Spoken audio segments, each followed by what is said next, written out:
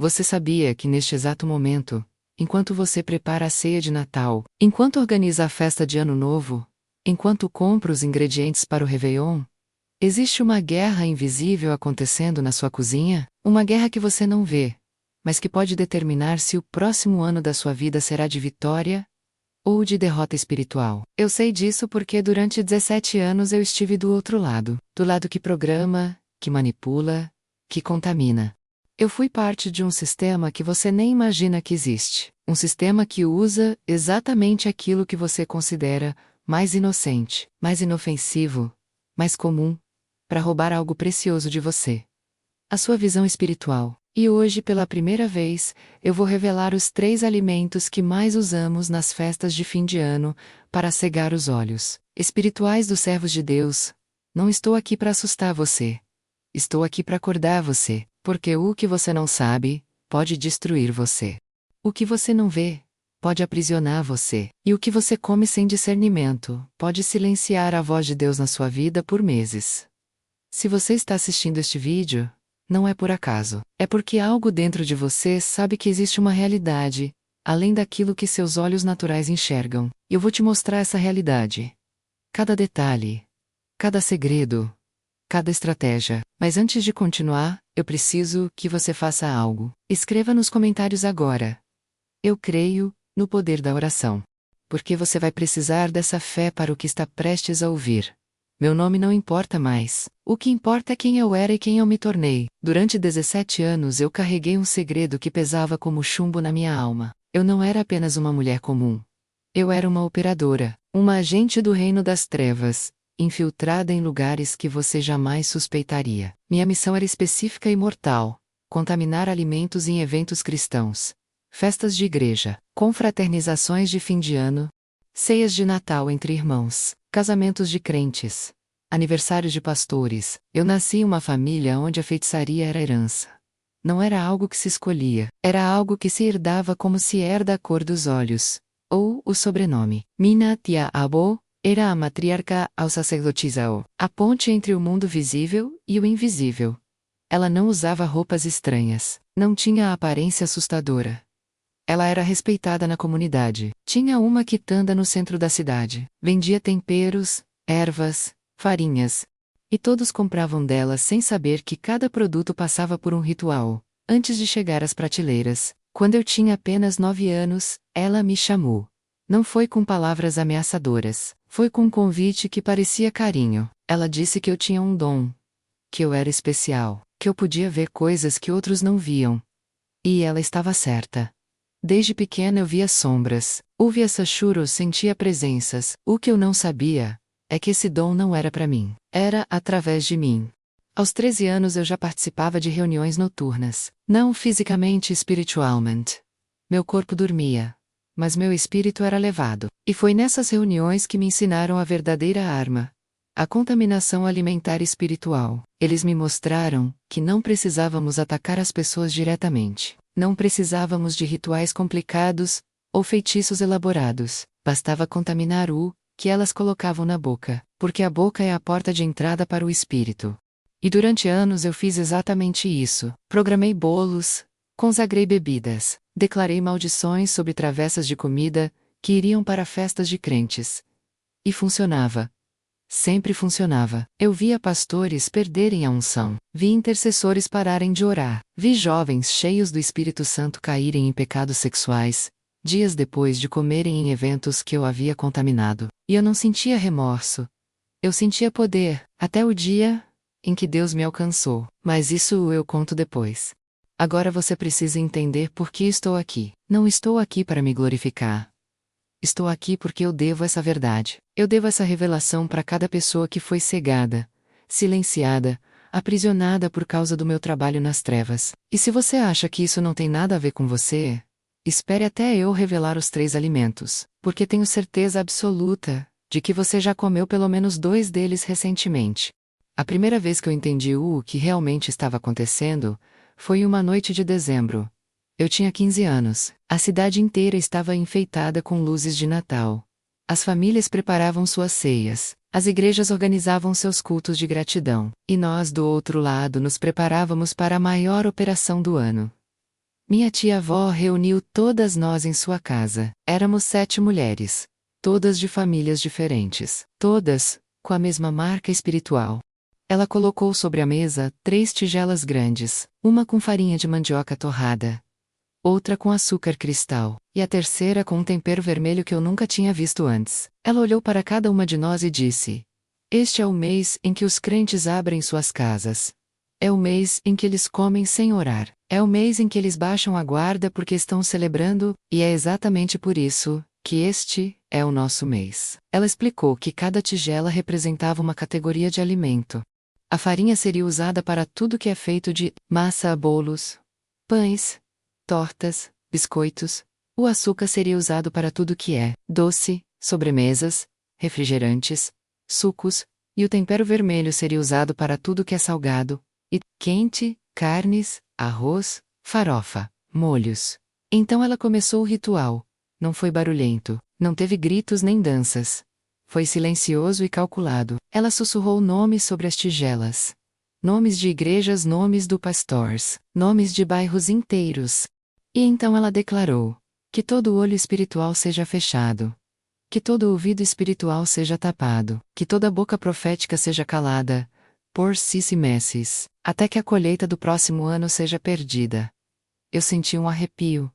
Não de medo, de poder, porque naquele momento eu vi no espírito o que estava acontecendo. Cada palavra que ela falava se transformava em algo visível, como uma fumaça escura que entrava nas tigelas e se misturava com os ingredientes. E então, ela distribuiu.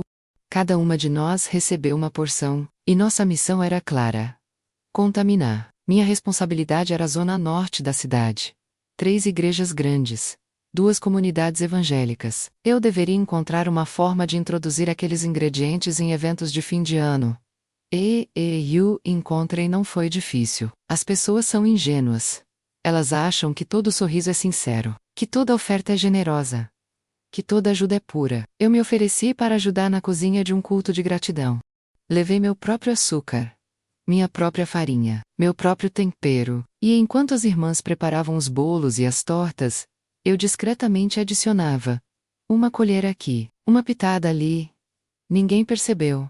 Ninguém desconfiou. E na semana seguinte eu fiz a mesma coisa, em uma confraternização de jovens. Lavei refrigerante e levei salgadinhos. Tudo preparado. Tudo consagrado ao que não presta. E 15 dias depois eu comecei a ver os resultados.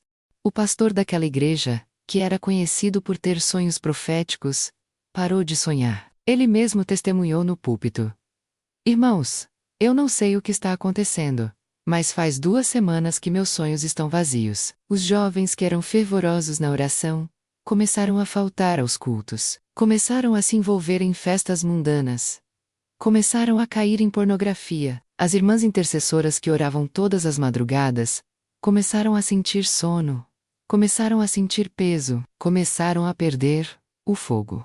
E tudo isso em menos de um mês. Tudo por causa de comida.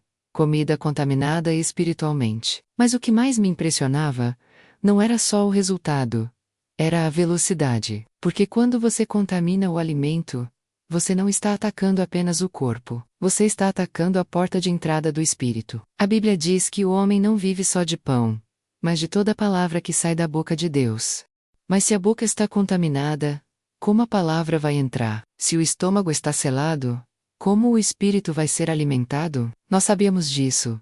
E explorávamos isso. Por anos eu vi igrejas inteiras perderem o fogo depois de uma única festa. Vi famílias entrarem em crises financeiras inexplicáveis depois de uma ceia de Natal. Vi casamentos desmoronarem depois de um aniversário. E ninguém relacionava com comida. Ninguém. As pessoas oravam, jejuavam, buscavam libertação, mas não adiantava. Porque a raiz estava lá dentro. Literalmente. No estômago, na corrente sanguínea, no sistema.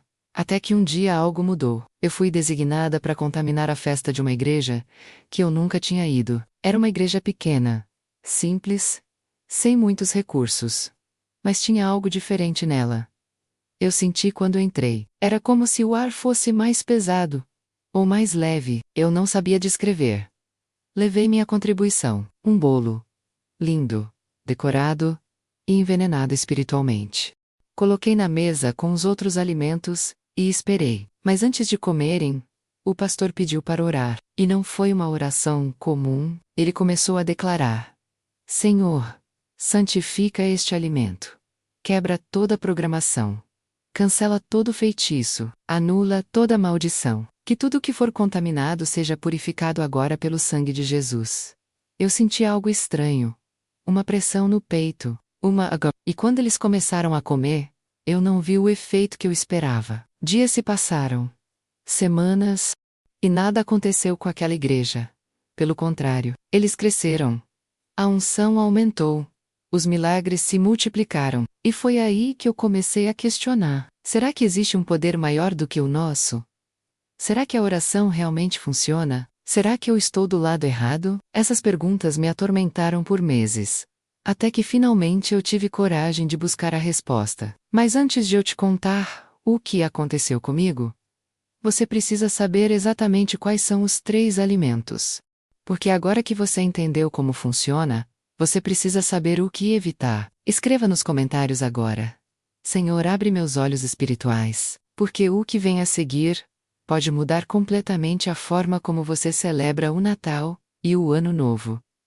Chegou o momento de eu revelar os 3 alimentos que mais usávamos para cegar os olhos espirituais nas festas de fim de ano. Preste muita atenção porque eu tenho certeza de que você já consumiu pelo menos um deles nas últimas semanas. E se você consumiu sem orar, sem consagrar, sem discernir, há uma grande possibilidade de que algo tenha sido plantado em você. O primeiro alimento é a farofa. Sim, aquela farofa dourada, crocante, cheirosa, que está presente em toda a ceia de Natal e de Ano Novo. Aquela farofa que todo mundo elogia, que todo mundo repete, que todo mundo pede a receita. Você sabe por que nós escolhíamos a farofa? Porque a farofa é feita de farinha. E farinha, no mundo espiritual, representa multiplicação. Tudo que tem farinha cresce, se expande, se espalha. Quando nós contaminávamos a farofa, não estávamos apenas contaminando um alimento, estávamos contaminando um princípio de multiplicação. Cada pessoa que comia levava para dentro de si a capacidade de multiplicar cegueira espiritual.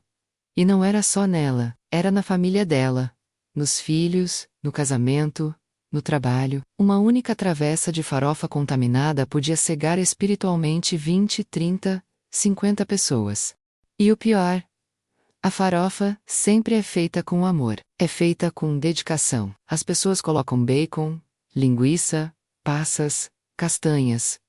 Quanto mais incrementada, mais especial ela parece. E é exatamente aí que está o perigo, porque nós nos infiltrávamos exatamente nos preparos mais elaborados, nos pratos que levavam horas para ficar prontos, nos pratos que eram o orgulho da anfitriã. Eu me lembro de uma vez em que contaminei a farofa de uma serva de Deus, que era conhecida por suas orações poderosas. Ela tinha um ministério de intercessão, jejuava 3 vezes por semana, tinha revelações constantes. Eu sabia que não conseguiria tocá-la diretamente, mas ela estava organizando a ceia de Natal da igreja. E a especialidade dela era a farofa. Eu me ofereci para ajudá-la. Levei a farinha de mandioca já programada. Ela nem desconfiou. Nós fizemos a farofa juntas, ela orando, cantando, louvando. E eu ali, do lado dela, declarando maldições em silêncio. No dia da ceia, 140 pessoas comeram daquela farofa. E nos 3 meses seguintes, aquela igreja entrou na pior crise espiritual que eu já tinha visto. Os membros começaram a brigar entre si. Divisões, fofocas, escândalos. O pastor caiu em adultério. A igreja rachou ao meio. E tudo começou em uma ceia de Natal, com uma farofa. O segundo alimento é o Chester, ou peru, ou qualquer carne assada que é o centro da ceia. Aquela carne grande, bonita, que todo mundo espera para tirar foto antes de cortar. A carne é poderosa no mundo espiritual, porque representa sacrifício e pacto. Na Bíblia, toda aliança era selada com sangue. Todo pacto envolvia carne. Quando nós contaminávamos a carne da ceia, nós estávamos contaminando o pacto familiar. Estávamos abrindo portas para divórcios, para brigas entre pais e filhos, para heranças malditas serem ativadas, para doenças entrarem na linhagem. A carne era o nosso alvo favorito quando queríamos destruir famílias inteiras. Não apenas uma pessoa, mas a estrutura familiar completa. Eu participei de rituais onde nós comprávamos Chester em atacado. 15, 20 aves. Levávamos para um lugar específico, e ali nós fazíamos pactos sobre aquelas carnes. Declarávamos nomes de famílias, invocávamos espíritos de divisão, de enfermidade, de ruína financeira. Depois nós revendíamos aquelas carnes em mercados populares, em ofertas imperdíveis. E as pessoas compravam felizes, achando que tinham feito um bom negócio, sem saber que aquela carne carregava uma sentença. Teve um ano em que uma dessas carnes foi parar na mesa de um casal de missionários. Eles tinham acabado de voltar do campo missionário. Estavam cheios de vitórias, cheios de testemunhos, cheios de planos. Fizeram uma grande ceia para os irmãos da igreja. Compraram o Chester em promoção. E naquela noite, enquanto todos comiam e celebravam, algo foi liberado. 40 dias depois, o casamento deles estava em crise. 60 dias depois, eles pediram divórcio. 90 dias depois, os dois tinham abandonado o ministério. E ninguém entendeu o que aconteceu. Como um casal tão forte, tão ungido, tão cheio de Deus, podia desmoronar tão rápido? Eu sabia. Era carne. E o terceiro alimento, o mais perigoso de todos, é o panetone. Aquele pão doce que virou símbolo do Natal, que as empresas dão de presente, que as famílias compartilham na ceia, que os vizinhos trocam como gesto de carinho. O panetone é devastador porque ele combina 3 elementos espirituais mortais: farinha, fermento e doçura. Farinha multiplica, fermento contamina tudo ao redor, e doçura ativa o vício espiritual. Quando uma pessoa come panetone contaminado, ela não só fica cega espiritualmente, ela fica viciada em mundanismo. Ela perde o gosto pela presença de Deus. A oração fica sem sabor. A Bíblia fica sem graça. O culto fica entediante, porque o espírito dela foi reprogramado para buscar o doce do mundo e rejeitar o pão do céu. Nós tínhamos uma operação específica para panetones. Comprávamos em grande quantidade, levávamos para um porão. E ali passávamos 3 noites fazendo rituais. No final, cada panetone estava carregado. E nós distribuíamos, doávamos para igrejas, para creches para asilo, para presídios. Qualquer lugar onde tivesse gente buscando Deus. E o resultado era sempre o mesmo: frisa espiritual, apatia, desânimo. Teve um ano em que contaminamos 200 panetones e distribuímos em 7 igrejas da região metropolitana. Foi véspera de Natal. As igrejas receberam como bênção, distribuíram para as famílias carentes. Todo mundo agradeceu. Todo mundo comeu. E no mês de janeiro daquele ano, as 7 igrejas entraram em crise, membros parando de congregar, ofertas caindo, frieza nos cultos, pastores desanimados. E ninguém conseguia explicar, mas eu sabia. Eram os panetones. Agora você pode estar pensando: mas então eu não posso comer mais nada? Eu não posso celebrar mais nada? Não é isso. A questão não é o alimento em si. A questão é a origem, a preparação e principalmente a consagração. Porque a mesma boca, que pode ser porta de maldição, pode ser porta de bênção. Se você orar sobre o alimento, se você consagrar, se você quebrar toda a programação em nome de Jesus, aquele alimento é purificado. Mas se você comer sem orar, sem discernir, sem atenção espiritual, você está vulnerável. E nas festas de fim de ano, quando todo mundo está relaxado, celebrando, comendo de tudo, é exatamente aí que o inimigo age. Eu sei disso porque eu fui o inimigo. Eu fui a pessoa que preparou, que programou, que contaminou, e eu vi o estrago que isso causou em milhares de vidas. Pastores que perderam a unção, intercessores que pararam de orar, jovens que caíram em pecado, famílias que se destruíram, casamentos que terminaram. Tudo por causa de comida. Mas eu também vi o poder da oração. Eu vi famílias que oravam sobre tudo que comiam e nunca foram atingidas. Eu vi igrejas que consagravam cada alimento e permaneciam firmes. Eu vi pessoas simples, sem conhecimento teológico profundo, mas que tinham o hábito de abençoar a comida, e nada do que fazíamos funcionava contra elas. Foi isso que me fez questionar, foi isso que me fez buscar. E foi isso que me trouxe até aqui. O dia da minha libertação Começou com um colapso. Não foi glorioso. Não foi bonito. Foi desesperador. Era janeiro. As festas tinham acabado. As operações de fim de ano tinham sido um sucesso. Centenas de pessoas cegas. Dezenas de igrejas enfraquecidas. Famílias destruídas, e eu deveria estar comemorando, mas algo dentro de mim estava morrendo. Comecei a ter pesadelos, não os pesadelos normais que eu sempre tive, onde eu viajava no mundo espiritual e participava de reuniões. Esses eram diferentes e eu via rostos, rostos de pessoas que eu tinha ajudado a destruir. Pessoas chorando, famílias se despedaçando, crianças sofrendo por causa de pais que caíram em pecado, depois de comerem nas festas. E a cada noite, os rostos ficavam mais nítidos, mais reais, mais acusadores.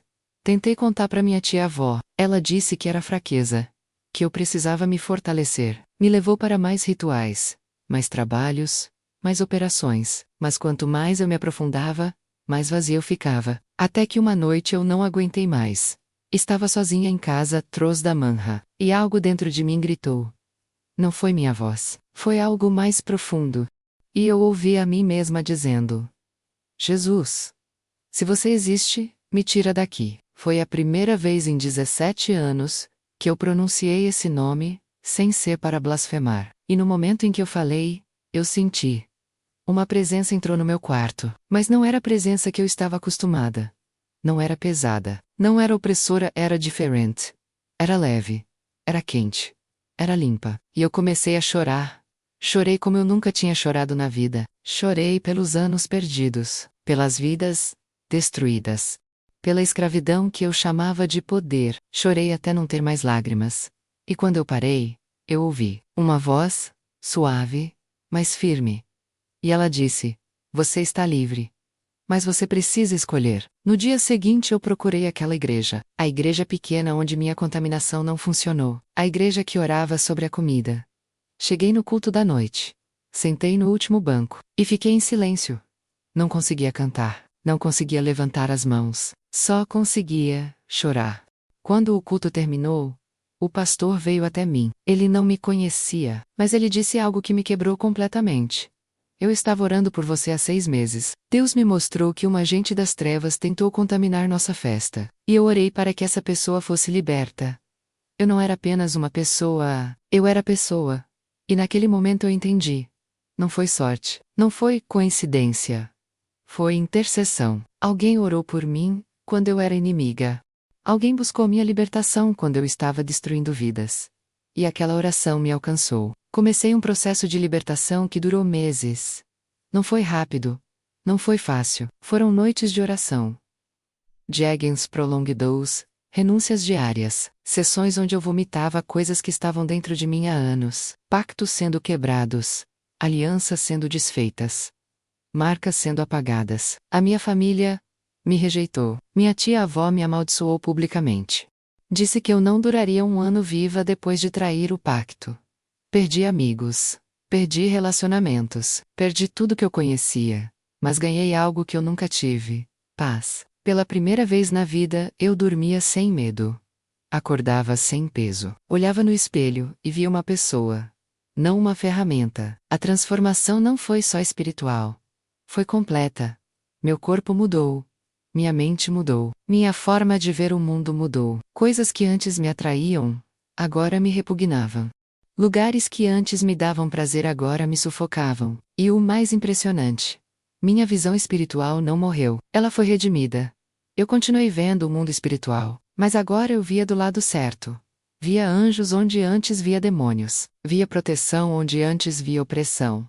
Via esperança onde antes via destruição. E Deus começou a me usar exatamente naquilo que o inimigo tinha pervertido. Comecei a ensinar as pessoas sobre contaminação espiritual, sobre como se proteger, sobre como orar sobre alimentos, sobre como discernir. Hoje, 4 anos depois da minha libertação, eu viajo por igrejas revelando essas estratégias. E toda vez que eu conto minha história, vejo pessoas acordando, pessoas entendendo por que perderam o fogo, por que o casamento entrou em crise depois daquela festa, por que os filhos se rebelaram depois daquele Natal, por que a saúde financeira desmoronou depois daquele Réveillon. Não é loucura.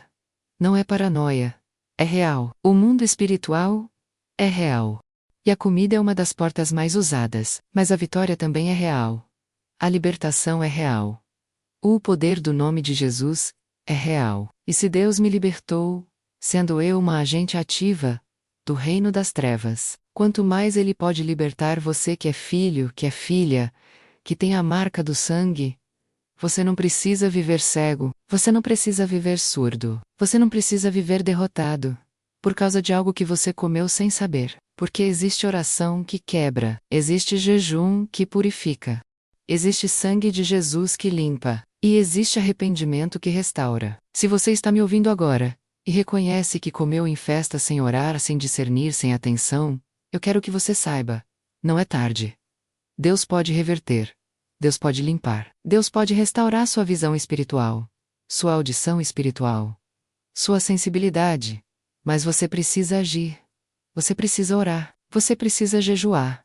Você precisa renunciar. E principalmente, você precisa compartilhar essa mensagem.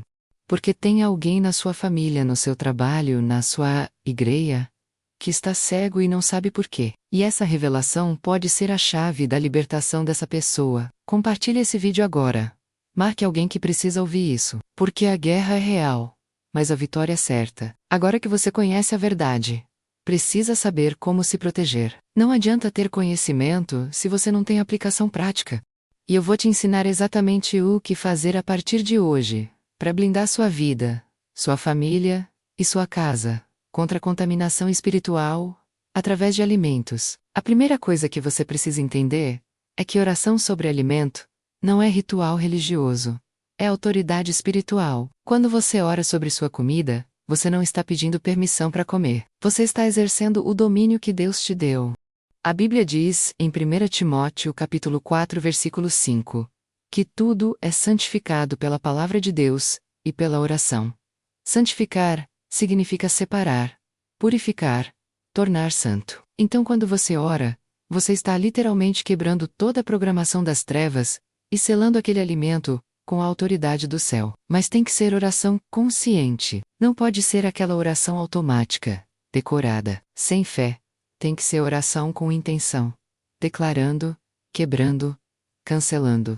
Eu ensino as pessoas a orarem assim: Senhor, eu consagro este alimento em nome de Jesus. Quebro agora toda a programação das trevas. Cancelo todo feitiço, toda maldição, toda contaminação espiritual. Que o sangue de Jesus purifique cada ingrediente. E que este alimento sirva apenas para nutrir meu corpo, e não para prejudicar meu espírito. Amém. Simples, direto, poderoso. E funciona. Eu já vi essa oração reverter contaminações que estavam ativas há meses. A segunda aplicação prática é sobre discernimento. Você precisa desenvolver sensibilidade espiritual para saber onde comer e onde não comer. Nem todo convite é de Deus. Nem toda festa é segura.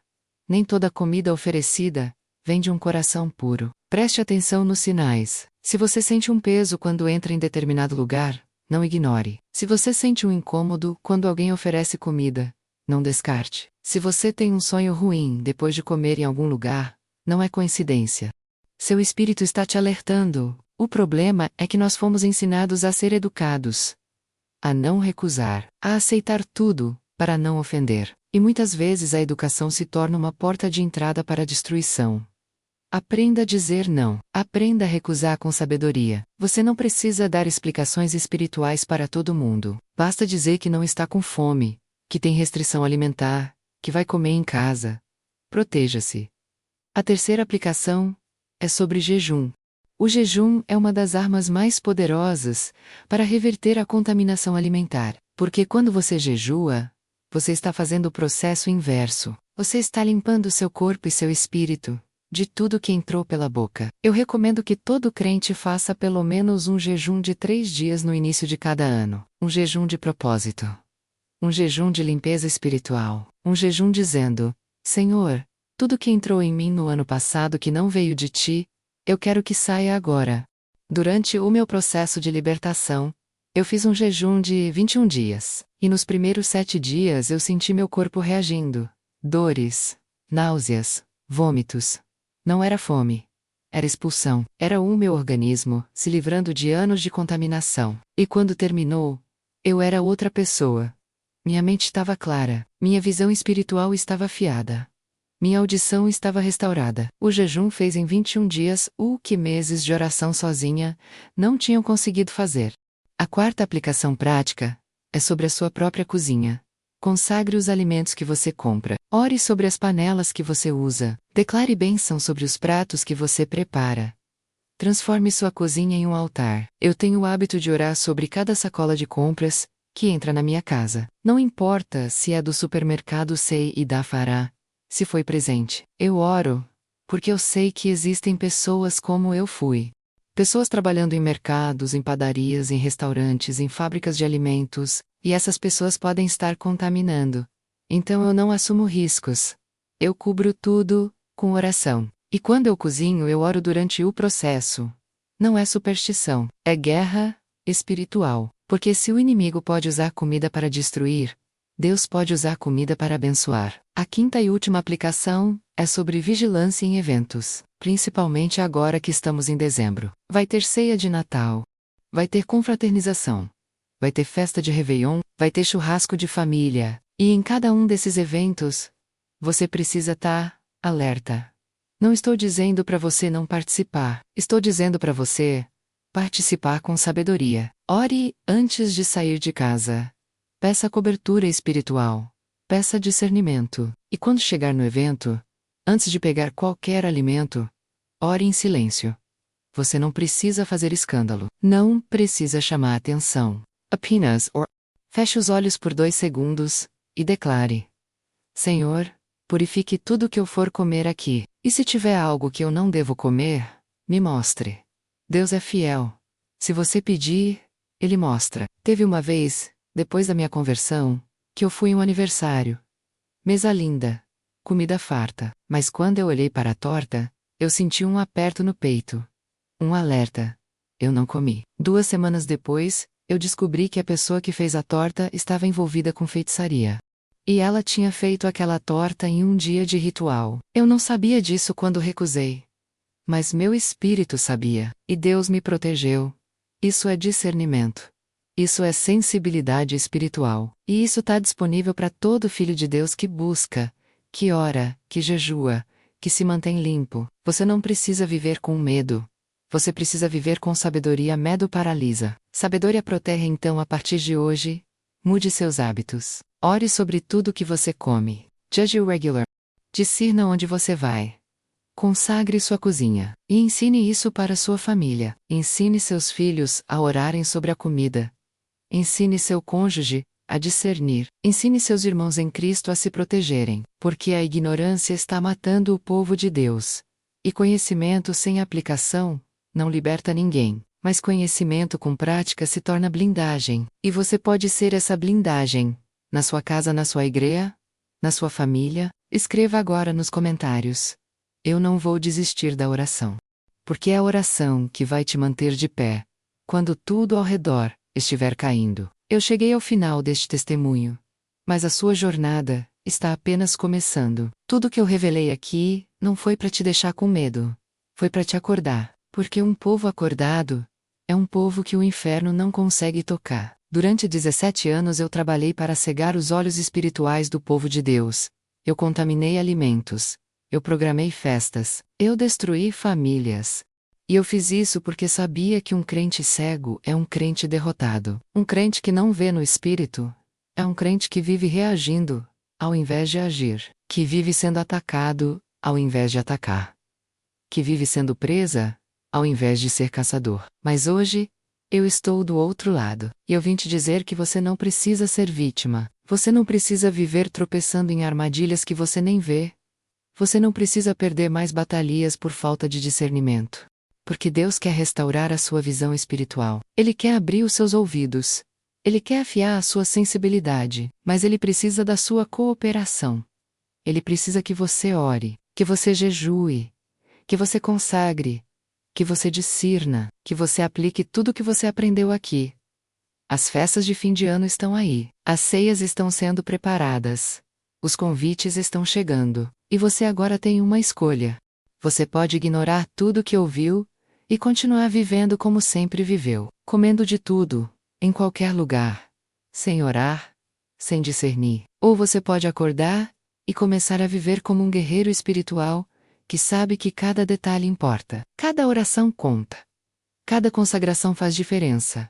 Eu escolhi acordar, e isso salvou a minha vida, literalmente. Porque se eu tivesse continuado naquele caminho, eu estaria morta hoje, morta espiritualmente. Com certeza, e provavelmente morta fisicamente também. Mas Deus teve misericórdia de mim, e Ele tem misericórdia de você também. Não importa o que você comeu no passado, não importa quantas festas você participou sem orar, não importa quantos alimentos contaminados você ingeriu sem saber, Deus pode reverter. O sangue de Jesus pode purificar, e a partir de hoje, você pode começar uma nova história.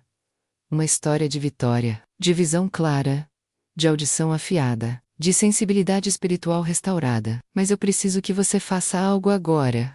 3 coisas específicas. A primeira: comente agora. O inferno treme quando eu oro. Declare isso, profetize isso sobre a sua vida. Porque é verdade. Quando você ora, quebra feitiços. Quando você ora, anula programações. Quando você ora, o reino das trevas recua. E eu sei disso porque eu recuei muitas vezes diante de crentes que oravam. A segunda coisa: compartilhe este vídeo. Não guarde essa revelação só para você. Tem alguém na sua lista de contatos que está cego espiritualmente e não sabe por quê. Tem alguém que perdeu o fogo e não entende o que aconteceu. Tem alguém que está sofrendo ataques inexplicáveis desde a última festa de fim de ano. E esse vídeo pode ser a resposta que essa pessoa está buscando. Então compartilhe. Marque essa pessoa. Envie no privado, porque quando você compartilha uma revelação, você se torna parte da libertação de alguém. E a terceira coisa: inscreva-se neste canal e ative o sininho, porque esta não é a única revelação que eu tenho. Deus está me usando para expor estratégias das trevas que a igreja precisa conhecer. Estratégias sobre dinheiro, sobre relacionamentos, sobre sonhos, sobre músicas, sobre redes sociais. O reino das trevas tem uma agenda, e eu conheço essa agenda porque eu fiz parte dela. E agora, eu estou do lado de Deus expondo tudo, mas eu só consigo alcançar mais pessoas se você me ajudar.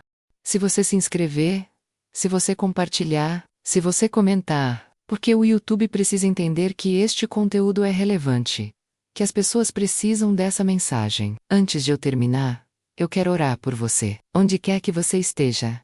Pare tudo agora.